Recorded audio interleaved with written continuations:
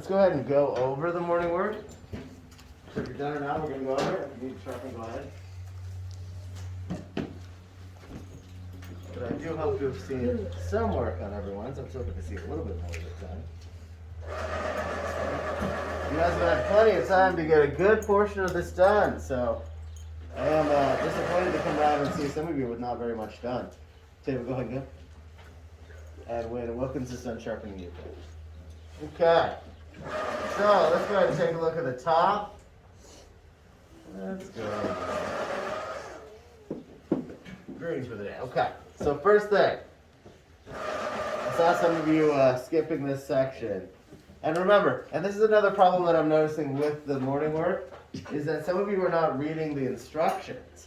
Now I do know that in your packets, sometimes the writing is kind of small, so I understand not being able to see it, but if that's the case, come and ask me. But the reality is I think that you guys can still read that. Okay? So, I really need you guys to be reading all of the instructions on everything that you do.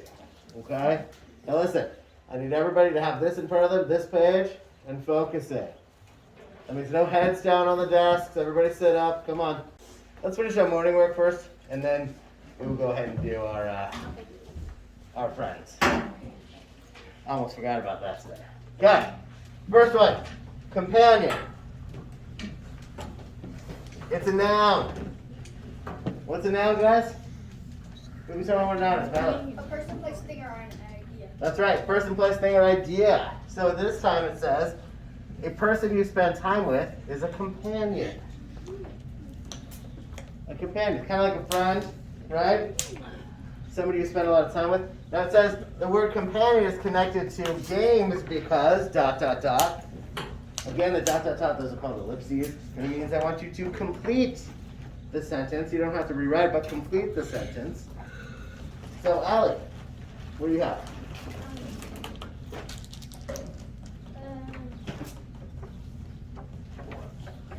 Companion is connected to games because that when you play games, you're hanging out with someone, and like companion is like the person you spend time with. Okay. Hanging out. Good. And make sure you write a sentence, finish the sentence there in your paper. Good. I want to see everybody have something in that section. Madeline? Games is connected to companions because you spend a lot of time with them. You spend a lot of time with companions? And games. And games? Playing games with companions, right? Go ahead. So you might say, the word companion is connected to games because you play games with your companions. It's kind of a mixture of the two of you, right? So everybody should have something like that there, okay? And this one again, you're just completing the sentence. The word companion is connected to games because we play games with our companions.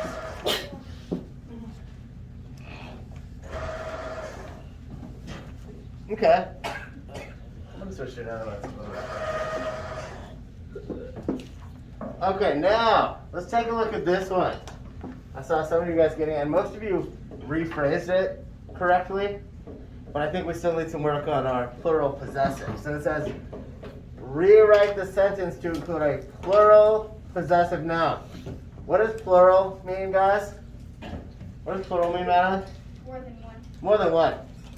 What does possessive mean? What does possessive mean? You guys can't let Madeline answer all the questions here. Raise your hand. What does possessive mean? Abigail? Please put your toy down. All the way down.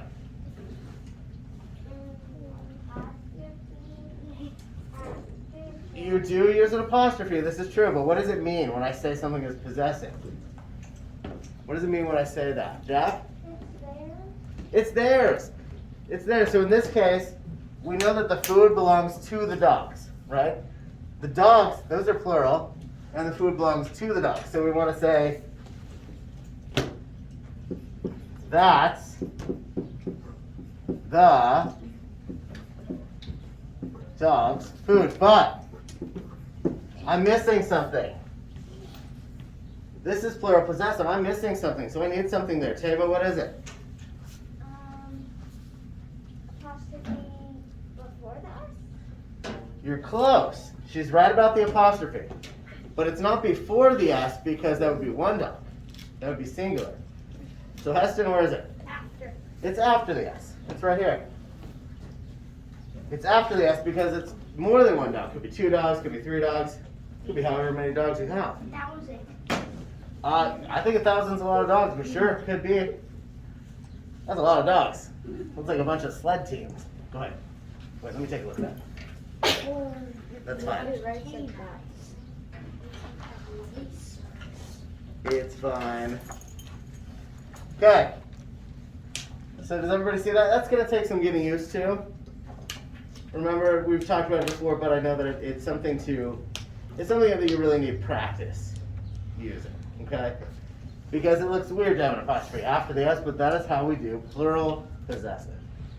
You guys are getting really good at the singular possessive with the apostrophe before the S. But the plural takes a little more work. Now, let's go ahead and do the next one. And I had, oops, went a little too far there. We are going to work on that later. Now I see, on our sentence correction here, I see 1, 2, 3, 4, 5, 6 errors in the sentence. I see 6 errors in the sentence. Wilkins, what's the first one? R needs capital A. That's right. Never start a sentence with a lowercase letter. Always capitalize that first one, right? R, U. Tava, what's my next one? Certain How do you spell it? and two questions.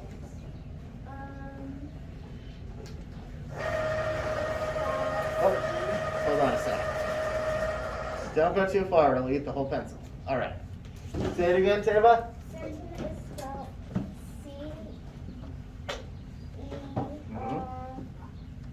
C-E-R-T-A-I-N. That's right. C-E-R-T-A-I-N. Good. And my second question is, can I do the bottom possessive one? I know you want to, and yes. Thank you for reminding me. Okay, are you certain? So does everybody have that spelling of certain? I hope so. Give me some thumbs up. Good, because we just talked about that one the other day, right? We talked about certain, mountain. Good. Brewer, what's the next error? Italy needs to be capitalized. That's correct. And Because Italy is a place. It's a country in Europe. That's right. Are you certain that Italy is correct? Now things are getting a little weird, right? Getting a little wonky with our sentence here. Madeline, what's next? the word is sunny. It's sunnier. That's right. How do you spell it? S-U-N-N-E-R. Is it E-R? I-E-R. I-E-R. You got it. Are you certain that Italy is sunnier? The M is correct. Something else is not right though. Sellers? Ireland needs to be capitalized. That's also, correct. could I do the row on it? Go cursive. Yes. Okay. Hold on, we'll get to those. Still missing something though. Are you certain that Italy is sunnier than Ireland? Ireland is also a country in Europe. What am I missing, Zoe? Question mark. Are you certain that Italy is sunnier than Ireland? Question. Good. Very good. Now, Sellers, what was the top one? Don't give me all of them, just give me the top one. Say it again. Rome, which is It's in Italy. Rome. Now, I don't know if you guys heard him say it, but Rome is in Italy. That is correct. Now, Tava, what's the last one? Rocky. Rocky. I think that's it. And this is actually used properly for a name because it is capitalized. So this could be Tava's cat right there. Right? Schmidt, what's the middle one? Rolla. Rolo. Candy. Yes. Please stop calling out, guys. But yes, And that's a name. It's a proper noun. The name of the candy, Rolos, right? So these are proper nouns. Proper nouns. They always need capital letters. When I think of proper, I think of like British accents. Right? I don't know why. But I do. I think about like the Queen, you know, and you would never not capitalize her name. So if it's proper, then you're gonna say you need a capital, right? All proper nouns need capital letters. Yes. Can I do the mushroom one right here? Mushroom. Oh, I know that. Oh, you want to do the math problem? Yeah. Yes. Just remind me. We'll come back to that one. Okay, so bargain. Quickly, we talked about this word the other day. We're just continuing with the same word, right? It's also a noun. It's a thing. A bargain. A noun. If you make a bargain with someone, you say you will do something if the other person does something for you. We also talked about it in the use of in the context of like a sale or a good deal, right? And then you guys have to write what meaning this word has in your life, your connection to the word. I want to see a complete sentence. Okay? Always. Capitalization, accuracy, punctuation, and spelling. Always a complete sentence. Madeline. You want to do the bottom right one? Okay. Well, guys, focus on this for now until we get to those. Brewer, question? Stretching? Okay. I've got a question.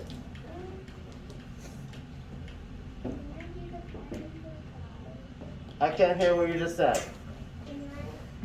I know, hey guys, I just asked you guys not to be asking me what you can do next because I want you to focus on the one that we're on. Okay? This is back to the same thing I was talking about yesterday. When your arms go up, your ears close. Because all you're thinking about is the thing that you want to tell me. So when we get to those, you guys raise your hands, okay? You're also expecting me to remember that while we're going through other things? Come on. Ariana.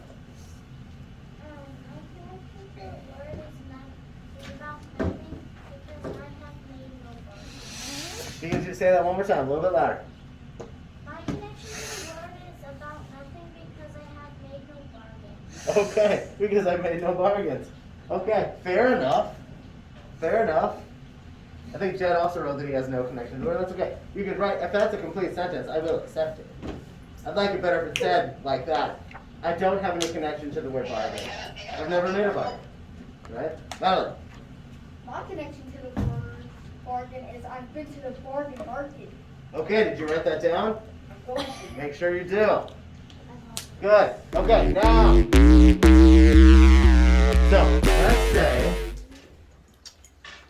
I'm going to go ahead and borrow this dice here from Celery. Let's say I roll a 5. So I rolled a 5. So that means that I'm going to go to the 5 column. This is the head I'm going to have to draw. Okay? Now, let's see. I rolled a 4 for the hat. So this is the hat that I'm going to have to draw. Now, let's move on to the nose. I rolled a 5. So it looks like this is the nose that I'm going to have to draw. I rolled a 6 for the eyes. So those are my eyes. I rolled a 3 for the mouth. Somehow that's going to have to fit there with the nose. And then the extra section, I rolled a 3. Whiskers. So then what I'm going to do is down on this page, and this is what you guys are going to do too. See this next page where it looks like there's a scroll? And it says draw your Dr. Seuss character here. You're going to draw your character right on here. So you're going to take what you did on what you got here from your dice, and you're going to draw it down here. So I'm going to do that. Aiden. Can I get another eraser? Mine fell off. Yours fell off? Man, I can't find Yeah, it. go ahead and grab it. Madeline, Can we make like a title for a book? can you make a title for a book? Sure you can. Number 10 books. Sure you can. Jack. Hey guys, I cannot hear Jack. Please stop talking. Jack.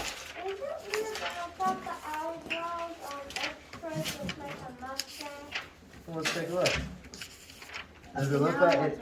Oops, wrong page. Here we go. Oh yeah, it does kind of look like a mustache. I see what you're saying. Yes, you can. Okay, Heston, question? Yes, please do. Please do. Okay, so, and yeah, you can draw multiple if you want. So I'm gonna go ahead and draw mine. Let's see, I've got that weird head shape. Let's see, it kind of looks like. You actually got it It perfect. looks like that. And then let's see, what do I have for my? I've got that hat. Kind of looks like Peter Robin with Okay. the rabbit's head. Yeah, a little bit, right? I meant the fox. Let's see. I think it had a feather on it. It Double did. check. It had feather. Had a feather on the top of it. There we go.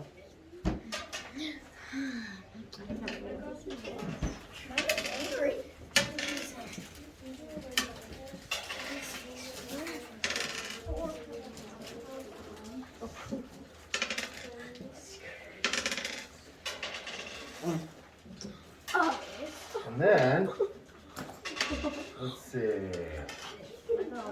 I had a nose that looks like that.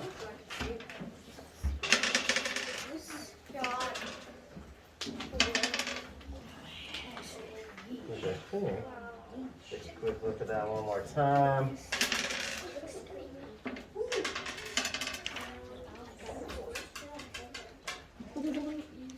And I think it's about to look it. Whoa! I did not mean to do that.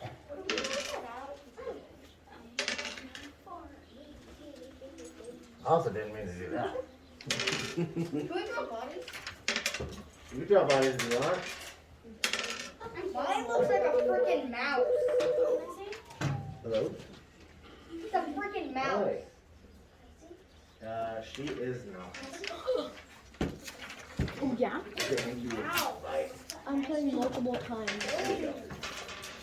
It's a mouse. Oh my god. Oh, I got the cat in the hat. Really? Can I see? I'm playing one. Let's see if I can not delete the whole. Here. Look what I got. Since I played multiple times, I got thing one and the cat in the hat. Thing one and the cat in the hat. Yeah. Alright. Very Can I give a mouse here? Well, let's see. Were there ears on there? If ears aren't on there, then I think you got your own choice in ears, right? I got cat and that's cat. I just got ears,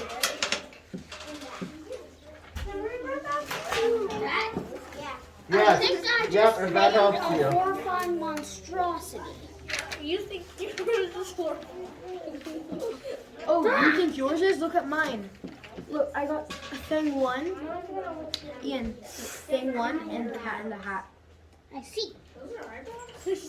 And the mouth.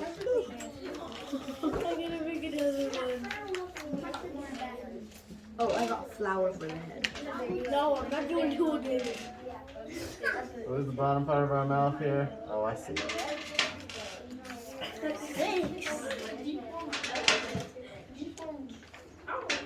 It does, doesn't it? And what's the last thing that mine had? Oh, whiskers. Yours looks like an elephant mouse. Had a baby together. There it is. Whoa! Better than my creepy There it is. cat in the hat that comes from the devil. Mine Okay. looks like a mouse. Guys, please don't yell. Guys, if I just ask somebody else not to yell, please don't yell yourself. Thank you. Dick. Yes, you can. If you need to rip out the page and set it next to it so you guys can follow along, go ahead. Natalie. Mine is a mouse. Good. Logan. Can we draw a body? You can draw a body. Ariana. Okay. Awesome. Oh, the whole thing. Okay, we'll help put that up. Thank you.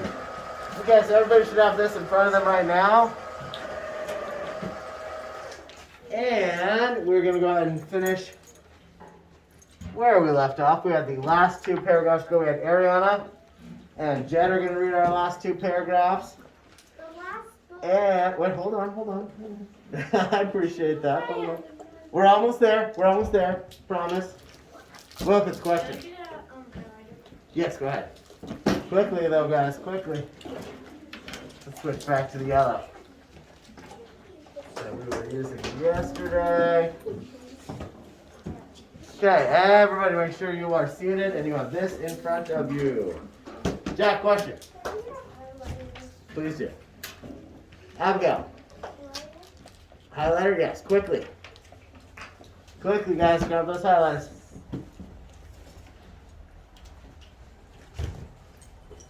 We have a couple up here too, but Andrew. There you go. Okay. Now, let's see. We went through our first few paragraphs. We learned some things already about Dr. Seuss. You're telling me there are no more over there? Let's see.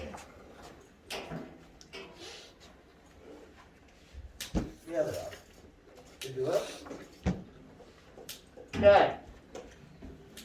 Now, finally. Yes, go ahead. Okay, here we go. We are going to finish our last two paragraphs. We already learned a little bit about Dr. Seuss, right? We learned about what his full name was. We learned about his mother's maiden name. We learned about why he called himself Doctor. We learned about the first book that he published. Please stop doing that. Put the water bottle aside, please. We learned about when The Cat in the Hat was published. We learned a lot of different things, right? And we did some underlining of important information because we are going to have to answer questions on the next page. So, go ahead and put that down. Tell them, question. We learned about a guy betting him he can't write a book about when he works 50 words. That is absolutely correct. We learned that a publisher bet him that he could not write a book that had fewer words than 225, and then he went ahead and wrote Green Eggs and Ham, which only has 50 words. So, he obviously won that bet. All right, so here we go. We're going to have Ariana is going to pick us up here at the last book, and she's going to end at successful. Ariana, go ahead and go. The last book published by Theodor Geisel was Oh, the Places You'll Go. It was published in 1990, and since that time, it has become a popular gift for high school and college graduation. The book is about life journey and characters. And the what? Colleges. It's close, but it's the CH. What sound does CH make? What do you think, Ariana? Challenges. Challenges. You got it. Based in life, it also focuses on good choices and being successful. Good. So then we just learned that his last book was published in 1990. It was called Oh, the Places You'll Go. And instead of being for younger kids, it's actually usually given to older kids when they graduate, so high school and college graduates. Now that doesn't mean that it isn't it's still a children's book, but it's got a meaning, right? Like most of his books do. Hester, question. My dad got Places You'll Go when he was in college Well, there you go. Perfect. Good example. from his grandma who is That's perfect. Good. Okay, I need everybody to be facing forward. Facing forward, please, and reading along with us. Okay? We're doing this work together. Jed, that's you as well, please. Face your body forward and read along with us. Yes, Wilkins. Is Sharpie, can I get another one? Because this one can't really write. The highlighter's not working? Barely can, but. Okay, grab another one then really quickly. Okay, now, last. So this one says, this book focuses on good choices and being successful. So that is obviously the moral of that particular story. Remember what we talked about? A lot of Dr. Seuss's books have meanings or morals. They have things that they want you to learn, right? So the one that I read, the big brag, we talked about the meaning of that one. Not bragging, right? There's a word for that, being humble. Okay, Jed, go ahead and start us on September 24th, and then you'll end right at the end at activity. Go ahead. On September 21st, 1991, shortly after his last book was published, Theodor Geyser died. His work is still enjoyed today by adults and children all over the world since 1998. The National Education Association has assigned March 2nd, which is Dr. Seuss' birthday, as National Read Across America Day is a in which a love of reading is promoted. Many schools celebrate the day they Dr. Seuss and fill the day with fun reading activities. Right? So that is why we do our Read Across America week. We don't just celebrate it one day, we do an entire week of it, right? And obviously things are a little bit different right now, but that is the reason that we do it, because that is March 2nd is Dr. Seuss's birthday. Ian, question? Dr. Seuss is dead, then how old are the books? Well, let me ask, and let's answer that question by looking at the reading. Because look, what did it say? When did it say his first book was published? Ian, look back in the reading. We talked about it yesterday. And I underlined it. So I recommend you guys if you're not going to be highlighting things that you think are important yourselves, at least follow along with what I'm doing. 1995? Nope, that's not when the first book was published. When was the first book published, Ian? Look at your reading. Look at your reading in front of you. And tell me when the first book was published. Guys, Ian's answering it, so chill out.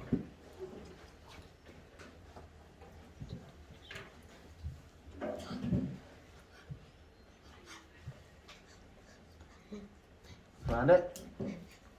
Not yet.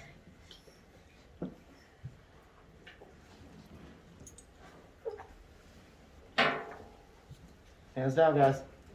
He's gonna answer it. We're not doing that right now. You find it?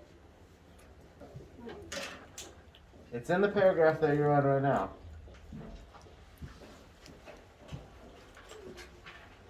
It looks to me like you might have passed it. You passed it. In 1937. And which book was it in 1937?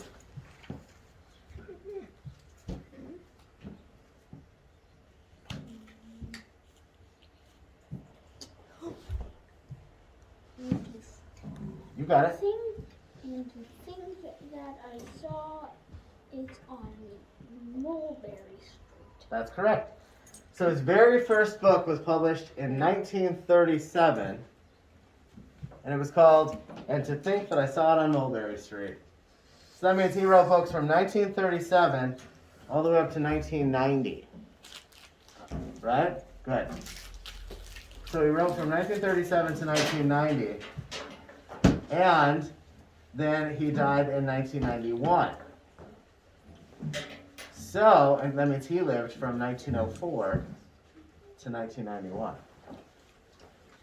Now, if it's 1937 was the very first book, and we're in 2021 now, how many years? No guessing. Somebody do some math. 2021 now. 1937. What do you guys think?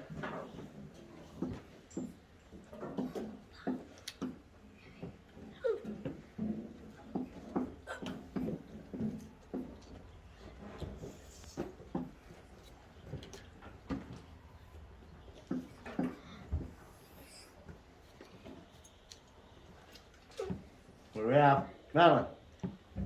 I got 1916, but I guess it's 1984. Nope, there's no 19 at all. 84. It's 84 years. That means his oldest story is 84 years old. Yes. Are the people who told him you can't write under 250 something words, are they still alive? The publisher that said that? The publisher is still around. The people who said that to him, I'm assuming most of them have probably already passed away. Do they still have to follow that book rule or something? Well, it wasn't a book rule. It wasn't a book rule. It's a bet. It was a bet. It was the publisher telling him there's no way that you could write a book with fewer than 225 words. And he said, yes, I can. And then he wrote a book, Green Eggs and Ham, with fewer than 225 words. You want to throw that away? Go ahead. So it wasn't a rule, it was a bet. They just didn't think he could write a book that used that few words. So. I want to show you magic trick. This one's very Okay, no, we're not doing a magic trick right now. Okay, everybody skip over to this page, getting to know Theodor, Seuss, Geisel. And let's answer these questions. Some of you have already done this, some of you have not. Now you might want to take the reading out to put next to it to answer these. Because every single one of these answers is in that story, in that reading. And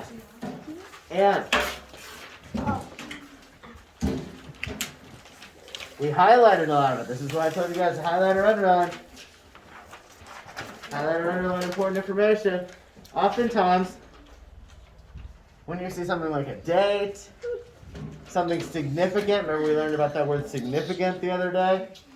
That's something you're going to want to underline or highlight. So that's why I underlined a lot of dates. We talked about what pen names were, or we talked about what pen names you use. That's important information. You're learning to look for important information. Now, I've told you guys before that it's often good practice to look at the questions first before you read as well. Now, we just kind of dove in yesterday. But this is also why I often have you guys read texts more than once.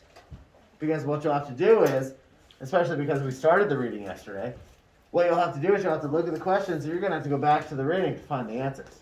Okay? So what we're going to do is, for about the next 10 minutes until about 11:30, you guys are going to work on this individually. I would like to see a significant amount of writing on everyone's page, okay? Because there's no reason why you shouldn't have this information. It is in the text. So, a couple things though, before you begin.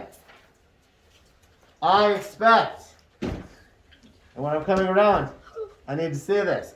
I expect caps, capitalization, accuracy, punctuation, and spelling. That means complete sentences.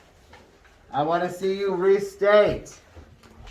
So that means when you answer these, what is a pen name? You need to say a pen name is. When you answer that one, what pen names did Theodor Geisel use? You might say Theodore used. Okay? I need you to restate as well. That's where we get the race. Restate, answer, cite, and explain. Whoa. That was not intentional. There we go. So put on those ready caps, get ready to race, follow those acronyms. So, go ahead and that is not how we do this, and that will give you a nice big F on the assignment. Okay, so listen. Even if you did not finish this, we are going to go through it together. That does not mean that I want you to be waiting until we go through it together and then doing the work then. That is not how this works, and I will know if you did that because I've seen what's on every one of your papers right now, okay? Now, I've also had to tell multiple of you, again, to use complete sentences. Guys, I'm going to keep doing it, and you're going to have to keep rewriting it every time until you actually start using complete sentences, okay? Even if you get the answer right, I need to see complete sentences. So, first one. Now, when I say you're rereading things, by the way, I don't mean stop, reread the whole thing, then go and try to answer.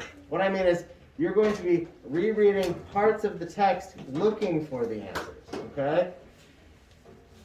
We already read it one time, highlighted, took some, circled some letters and things like that, right? Circled some words, excuse me. Circled some important information. Now, you need to go back and find out, okay, where did I see this? Where did I find the answer to this? And then you're going to reread that section if you need to. Or if you find something on here and you think, I don't remember reading that at all, you're going to have to go back through and you're going to have to look at those paragraphs again and read those again. Okay?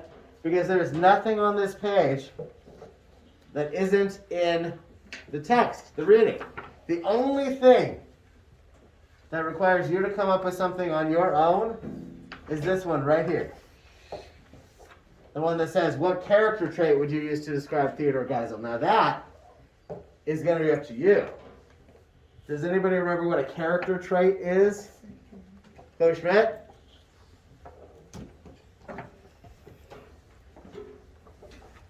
Do you remember?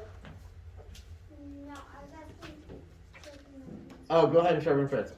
Who remembers what a character trait is? Eston? What they asked? It is something about the person, right? It's how you might describe the person. It might be an adjective in this case. So on this one, this is the only section that I will accept a 1 or 2 word or 3 word answer, okay? That's the only one where I don't require a complete sentence. The only reason is because, here's a hint here, there's only one line. And I don't need to just have you write a character trait that describes Theodor Geisel. Now you can, but that is the only place where I will accept an incomplete sentence, okay? Otherwise, I expect to see sentences everywhere else. Now, one of the reasons why I said to use RACE, that acronym, right, restate, answer, cite, and explain, is because, look what they're asking for right here, evidence. How did you decide on the trait, right? You need to tell me why. So you can't just say like, Dr. Seuss was fat. What? You did not find that in the text. Dr. Seuss. You did not find that in the text. That's not in there. There's nothing in there that says that. So you can't give me something that there's no evidence for, right? Dr. He is not. Okay, bring it back around. And I do not think that he was actually fat. All right. So let's go back to the top though. What is a pen name? What is a pen name, Allie? A pen name is a fake name or a assumed. That's right. A pen name is a fake name or an assumed name. And that means the same thing, right? An assumed name means it's not really your given name, the name that you were given at birth. Okay? And you haven't legally changed it, it's just a name that you've taken on. Callie? Do we have to write the same sentences as you? No. Gosh, remember, I don't want you to write the same sentences as me. I want you to write your own complete sentence. When I write a complete sentence, I'm giving you, again, what I call a formula. It means it's something to follow. Jack, go ahead. He's got a question. Oh, I thought he was asking to sharpen his pencil. When we do the pencil thing like this, it means sharpen a pencil. Yes, question. You want to answer the next one? Jack, what pen names did Theodor Geisel use? That's correct, but give it to me in a complete sentence. The pen names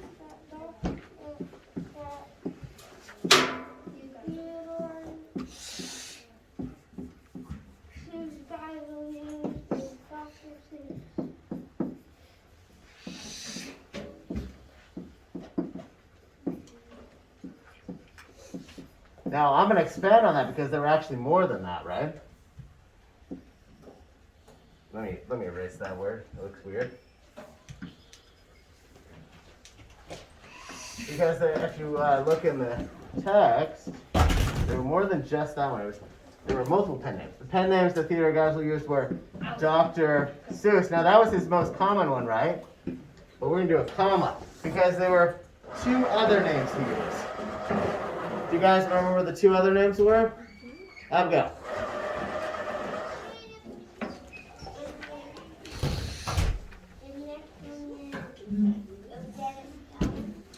Rosetta Stone was one of them. That's correct. But there's another one too. And there's one more. Dr. Seuss, Rosetta Stone, and there was one more name. Ian.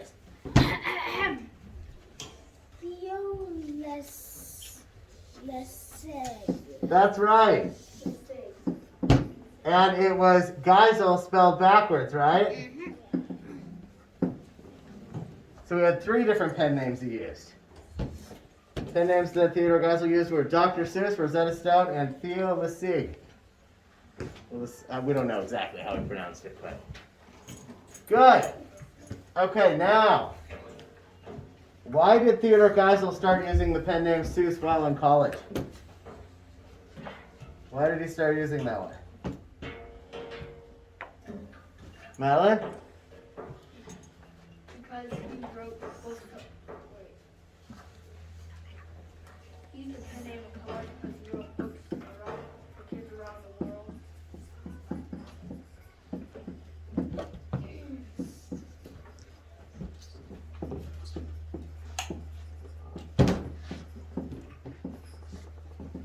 Yeah. I almost wrote his actual last name there.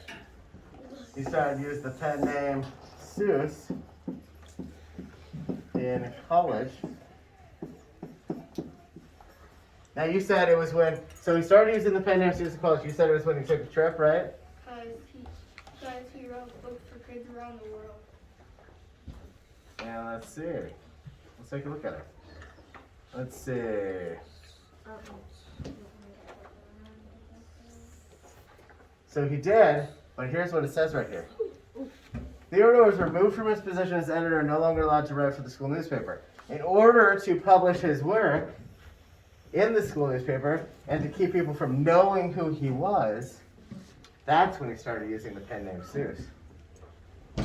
So he actually started using the pen name Seuss because he got in trouble in college. He got in trouble. He didn't want people to know who he was. They didn't want him to publish in the school newspaper anymore, so he had to pretend like he was somebody else so he could keep publishing. So he started using the pen name in college after he got in trouble and didn't want anyone to know it was him. Or, probably more accurately, after he got in trouble and wanted to continue publishing in the school newspaper, right? That actually is probably a slightly better sentence for that part. Let's do this. And wanted to keep publishing in the school newspaper. And again, phrase it however you want to phrase it, but just make sure it's a complete sentence and that it is from something that you got in the text, right? That you haven't just made it up. Or gotten it from something else that you saw on TV or something, okay? Wilkins. So would this be wrong? He started using the name because it was his mom's maiden name? Well, you can say that. He did start using the name because it was his mom's maiden name. That is true. He did use that name for that reason. So I would accept that. Although this question specifically says why did he start using it? Of course, he started using Seuss because it was his mom's maiden name. But going further into it, he did that because he wanted to be able to keep publishing, right? So both things are true. That's okay. I'll accept that. Jack.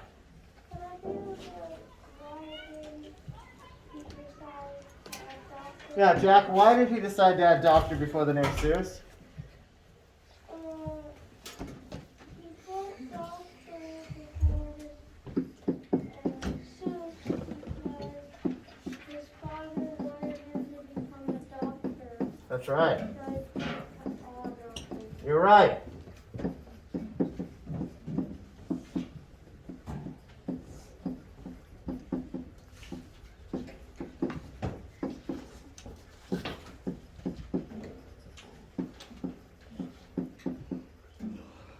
He added doctor because his father wanted him to become a doctor. I'm going to say, comma, so he wanted to honor him.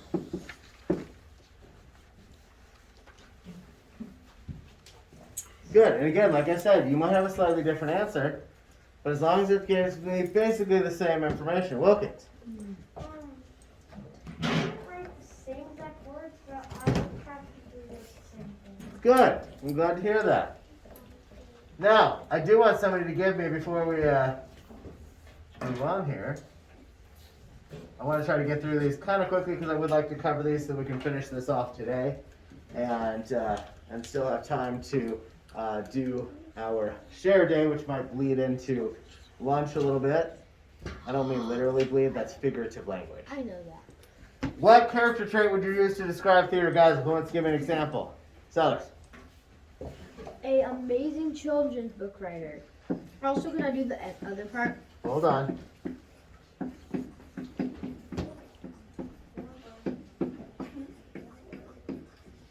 Amazing children's book writer. And what's the evidence that you use to help you select that trait? The part in the text that says people call him the best children's book writer. The text. Which is an opinion. That is an opinion, you're correct. The text says that people call him the best children's book writer. And you are correct, that's an opinion, right? That one is an opinion. Now, you could say he's an amazing children's book writer, and it sounds less opinionated. It's still an opinion, but it sounds less opinionated than saying he's the best. But there are people who say he was the best. And really, if you look at it, we're talking about a book that was published 84 years ago for the first one, right? Wait, did I say the best? The text says people call him the best, right? Or they call him an amazing one. Either way, it's something similar to that, right? You do not have to have this. Give me another example. Madeline.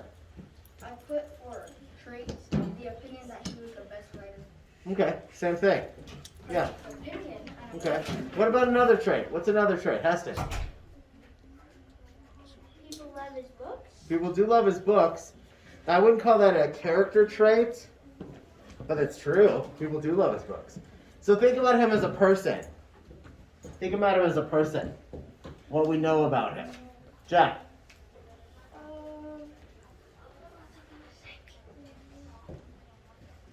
Hold on. He rhymes. He has really, really good rhymes. Okay, he's got good rhymes. Yeah, he knows how to rhyme. That's for sure. It's good rhythm, right? Madeline, and then Heston. Madeline. I have two things that he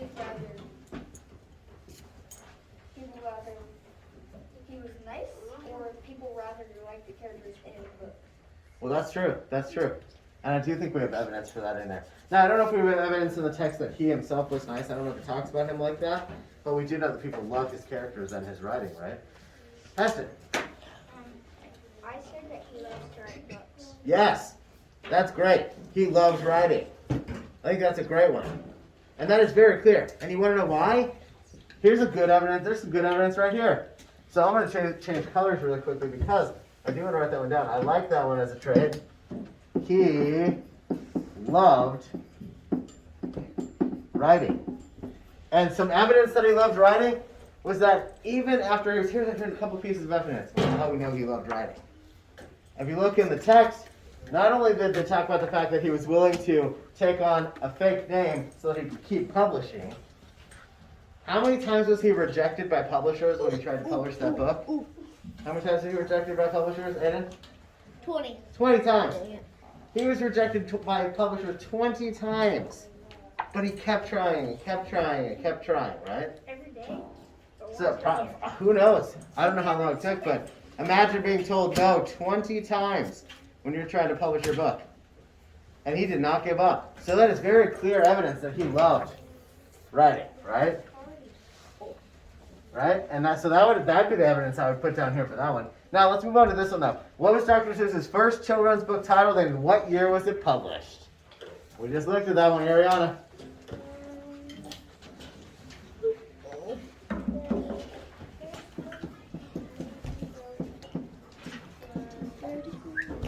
His first book was what?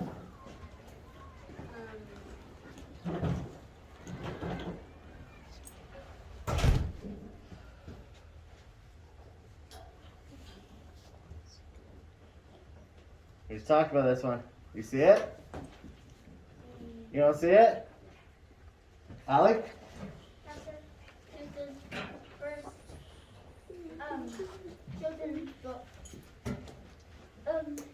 And things that I saw in Mulberry Street. And to think Published. that should be capital letters right there. And to think that I saw it on Mulberry Street, comma, and it was published when? Published the book.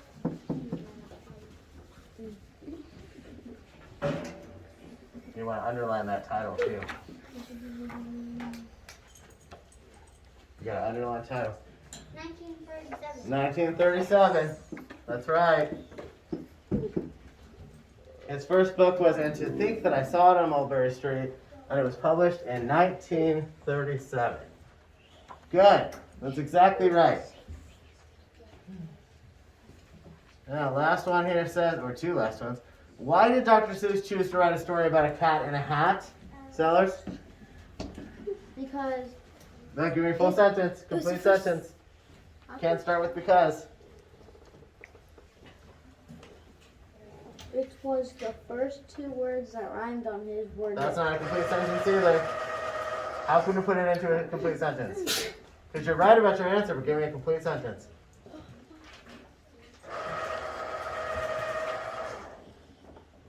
What do you think, Sellers? Complete sentence.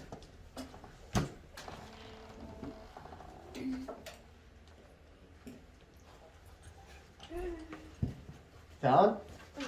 It was. He wrote the story All you have about to do is just make a sure that cat it's complete in a sentence. hat because it was the first thing that popped on his mind. Well, it wasn't the first thing that came up on his mind, but you can say that you can start out with he wrote it, or we could say Dr. Seuss chose the cat in a hat. Now, Seller said it because those were the first two words on the publisher's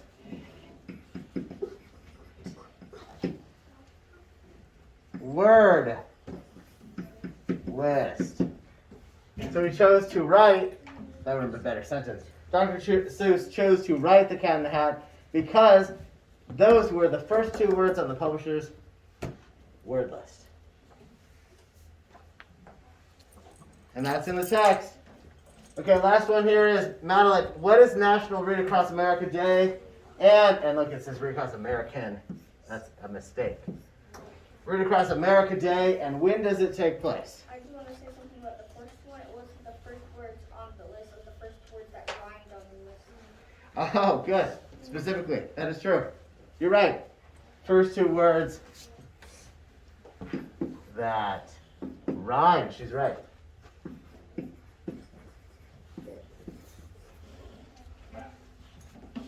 When is Read Across America Day, and when does it take place? When is it, and when does it take place? When is it, Heston? Can you switch the color? I can't see that color anymore very good. The pink color? We'll switch to a different one. Allie, when is National Read Across America Day, and when does it take place? Read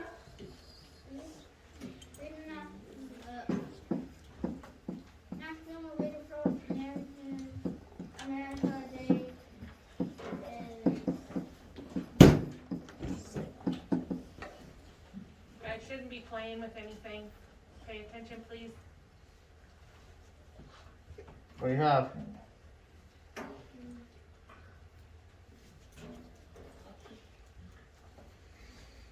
March 2nd? That's true. It's March 2nd, but what is it as well? You've got when it takes place, but what is it?